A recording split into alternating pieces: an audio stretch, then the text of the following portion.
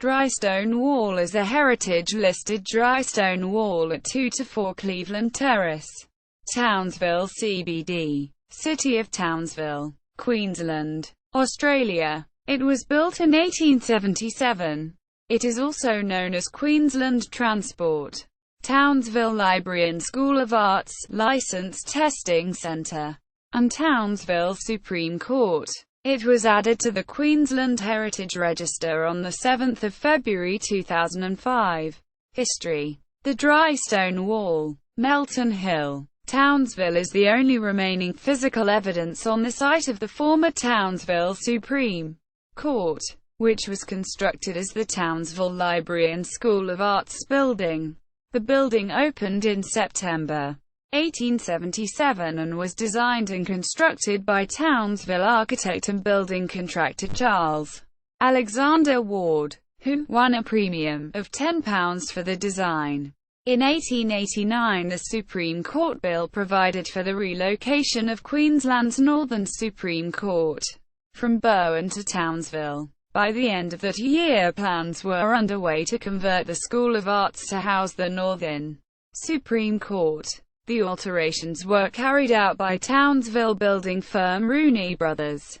The School of Arts Reserve on Melton Hill was proclaimed in 1872, close to the site of the first court and customs houses which were constructed by 1872 and the first town hall. Also nearby were private residences, most notably that of F.A. Fryer and John Melton Black, founder of Townsville. The earliest survey plan for Melton Hill, dated 26 June 1865, shows John Melton Black as the owner of 3 acres of the top of the hill. There is also a sketch plan made in around 1867-8 for the Queensland Department of Public Works. Record shows John Melton Black's property extending down the hill as far as the northeastern boundary of the School of Arts site. The main house, known as Bachelor's Hall, was a 4-roomed building surrounded by verandas with a detached kitchen. The main house was surrounded by 4 other buildings, an observatory and several structures downhill towards the original School of Arts site. It has been suggested that the Drystone Wall is the remains of the boundary walls of the property of James Melton Black, which, if correct, would make them the oldest surviving structure in Townsville. Planning for the School of Arts building began in January 1877 when the committee sought government funding for the project. The government offered £1,000 if the local community raised £500. Difficulties arose over the location of the School of Arts on Melton Hill. Heated discussion took place within the committee and in the community over whether the reserved land was too far from the business centre of the town, which, by 1877, was already moving westward along Flinders Street. Argument revolved around a site in Sturt Street, one in Flinders Street near Denham Street, and the Melton Hill site. Finally, at a meeting of the committee on the 11th of January 1877, the motion to build a new School of Arts on Melton Hill was carried 14 votes to 12. On 3 February 1877, the School of Arts Committee resolved to call tenders for plans and specifications for the new building, which was to have a large hall, reading room, a library and a room for a museum. The committee offered a premium of £10 for the best plan. In March 1877, the committee considered the 5 plans submitted and by an almost unanimous vote chose the design prepared by Charles Alexander Ward of Townsville. Charles Ward worked in various capacities. As a contractor, joiner and cabinet maker, he operated a workshop which made furniture to order, as well as selling bedsteads and sewing machines. Besides the School of Arts, he was architect and builder of a number of public and commercial buildings in Townsville, including the now demolished Queensland Hotel. Ward's tender for the construction of the School of Arts was accepted, with the building completed by September 1877. The building was designed with a double-storied section at the front and a hall behind. On the ground floor, a central passageway led to the hall with a committee room and library on either side. Above the two front rooms was a reading room. The hall was 80 x 35, with a deep stage and a gallery at the upper level. The building had a corrugated iron roof and was constructed of timber imported from Maryborough. On 18 September 1877, a concert was given by the Orpheus Glee Club, which is believed to have marked the opening of the new School of Arts. The new building became the focus of social and cultural life in Townsville. The School of Arts, which had the largest hall in the town, became the entertainment center for the community. Concerts both by local amateurs and visiting theatrical troupes were staged regularly. It housed the first presentations of both full operas and oratorios in the town. It was also used as the first skating rink. It housed the exhibits of the early Townsville shows and provided a venue for lectures on a variety of topics. Balls, fancy dress balls and banquets such as the one staged to greet the premiere in 1885, were also held in the building. The first evening classes in the town were held there. French, popular physiology, natural history, botany, photography, German, bookkeeping, architectural drawing and freehand drawing were some of the subjects taught. Once the building was officially opened and operating, the committee carried out a series of modifications. It appears that the installation of ceilings was not part of the original contract because the committee decided to invite estimates for sealing the hall, library and committee rooms of the building in July 1875. Between 1877 and 1889, a skillin extension to the south was constructed, and in 1878 a handsome proscenium was built, especially for an amateur performance. In 1874, as a result of the rapid development of North Queensland, the Queensland government decided to appoint a Supreme Court judge to serve the northern part of the colony from Bowen. However, as Townsville's importance in the region grew, there was a move to relocate the court.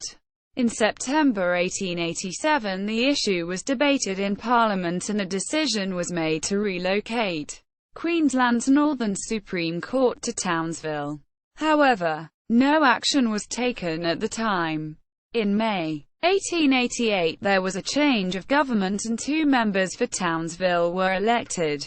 In March 1889, a delegation of 9 northern members requested the Premier implement the 1887 resolution, with the result that in September 1889 the Supreme Court bill was introduced which provided for the appointment of a second northern judge and for the removal of the court to Townsville.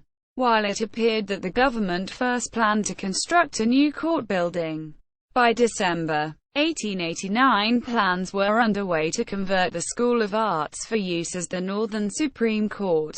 No information has been found on the purchase of the School of Arts. However, a new theatre and library on the corner of Stanley and Walker Streets were opened the 27th of May 1891 by the School of Arts Committee, using funds from the sale of the Melton Hill building. The conversion of the building for use by the Supreme Court was dogged with difficulties. Well-known North Queensland building and timber merchant firm Rooney Brothers were selected by the Justice Department to do the work at a cost of between £950 and £1,000. This quote covered the cost of the removal of skillum rooms and extension of the main building 20 feet to the rear. The 2-story portion of the building was to be extended 30 feet over the hall and the stage was to be removed. Furniture for the courtroom was to be provided as well. Rooney Brothers do not appear to have signed a contract nor were drawings prepared. Matthew Rooney was seen as a practical man who had particular expertise in solving problems using his skill with design, and it is possible that he was chosen to carry out the alterations to the building because he was seen to have the required skills. During construction, Rooney made design suggestions, i.e., the extension of the western veranda and a flight of stairs to give the judge easy access to his rooms. Matthew Rooney also suggested that the windows be enlarged with circular heads and a lantern light be installed in the upper corridor to increase light in the building. The alterations cost £2,703 and were the cause of some dispute with the Department of Works despite the fact that the extra work was authorised during construction. Mr. Justice Charles Edward Chubb, newly appointed Northern judge, is believed to have been involved in design changes to the building as well. The extent of his involvement is not known and, indeed, when the cost of alterations became an issue, he denied any substantial interference. It is known, however, that he did order the installation of Venetian shutters. During the subsequent 100 years, the building was altered in minor ways and severely damaged by cyclones on several occasions. In 1896, Cyclone Sigma caused damage to the roof, broke the lantern light to the upper hall. The roof of the strong room was blown off and the walls of the building damaged with water. In 1903, Cyclone Leon damaged the roof and destroyed the jury room. Roof damage occurred in 1940 and major damage to the whole building, including the roof, occurred in 1971 during Cyclone Althea. On New Year's Eve, 1965, an explosion at the entrance to the building destroyed the front doors. In 1961, a cell block was moved to the site from Railway Estate Police Station after the old cell block was demolished. In 1970, the Supreme Court moved to new premises and the Vehicle Licensing Division of Department of Transport occupied the front section of the building. The building became vacant after the Department of Transport moved to new premises in the mid-1980s. In 1972, the caretaker's residence was sold for removal. In 1994, the roof was reinstated using federal One Nation funding. The building was also painted around this time. However, on the 14th of April 1998, before the conservation's works could be finished, the former Townsville Supreme Court building was destroyed by fire. What little of the timber building that remained after the fire was later removed from the site due to safety concerns. The remains of the late 19th century Drystone wall is the only remaining physical evidence on the site. At the time the building was destroyed, it was described as the axis of the building is north-south, with the main entry at the northern end facing Cleveland Terrace.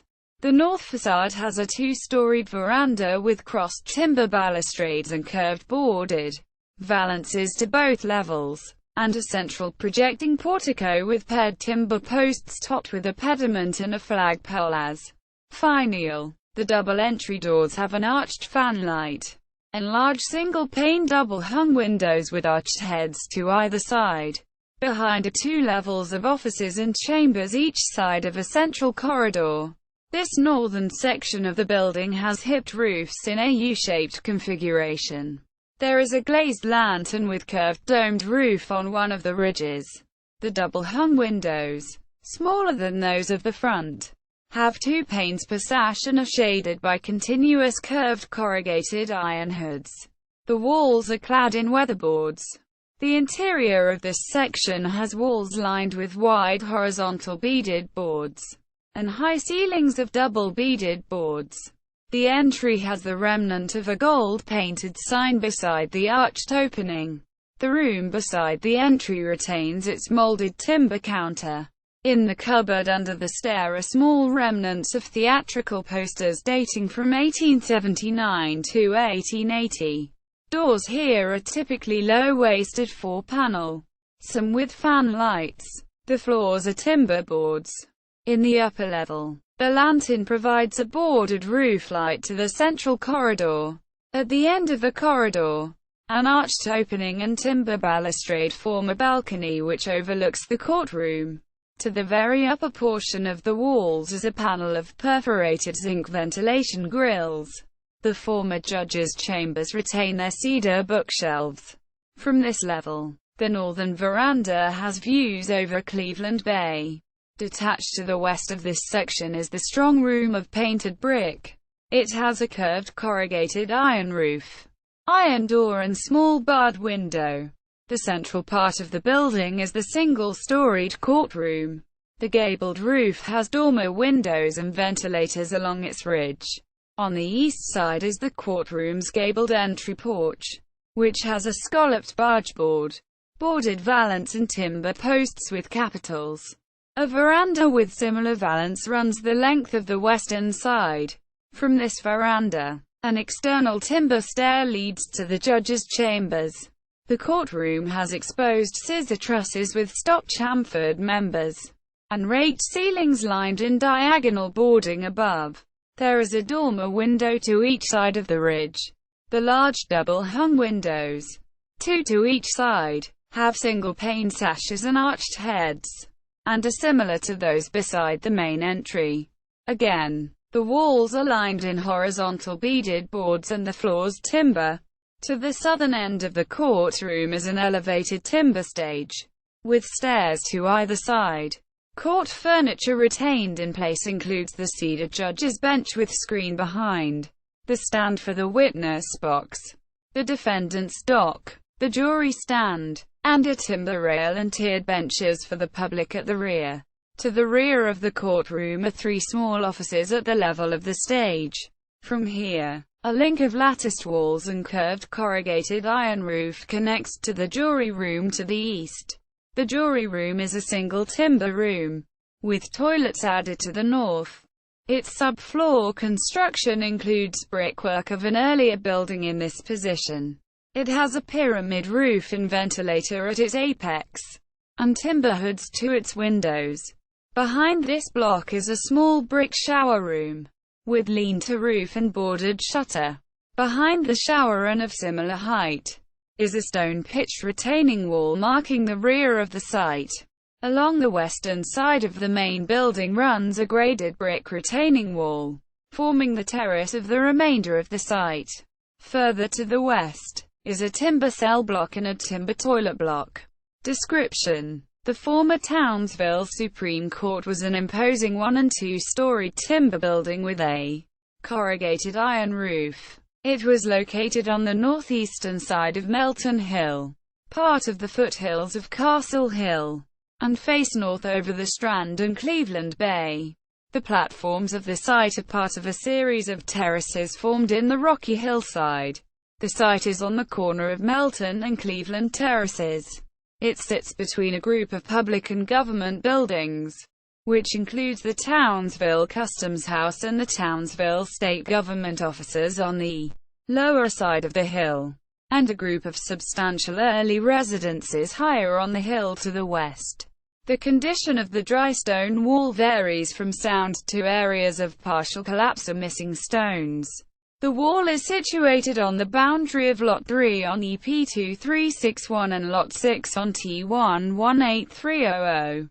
The site is generally rocky and granite ridges run through the base of the wall continuing down the slope. The approximate 800 mm width of the stone wall is neither straight nor parallel with the title boundary. The wall is approximately 1.5 meters high, however.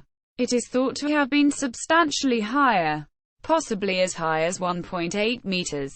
Extensive fallen rock is visible on the ground within Lot 3 on EP 2361.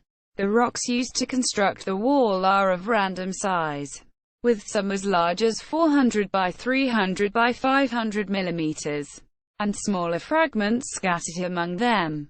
There is a 100 mm, 4-inch, Metters cast iron pipeline running up the hill, approximately north-south, within Lot 6 on T1 18300. This descends into Cleveland Terrace, where it enters an underground drain near a manhole, manufactured by Northern Iron and Brass Foundry. Following the wet season, the Drystone wall is mostly covered with creeper vine, which restricts visual reference and additional research into the feature. Heritage listing: Drystone Wall, Melton Hill was listed on the Queensland Heritage Register on 7 February 2005, having satisfied the following criteria. The place is important in demonstrating the evolutionary pattern of Queensland's history. The Drystone Wall. Melton Hill is important in demonstrating the evolution of Queensland's history. The Drystone Wall is all that remains on the site of the former Townsville Supreme Court building. Initially constructed as a library and school of arts in 1877. The building was one of the largest timber school of arts buildings in Queensland.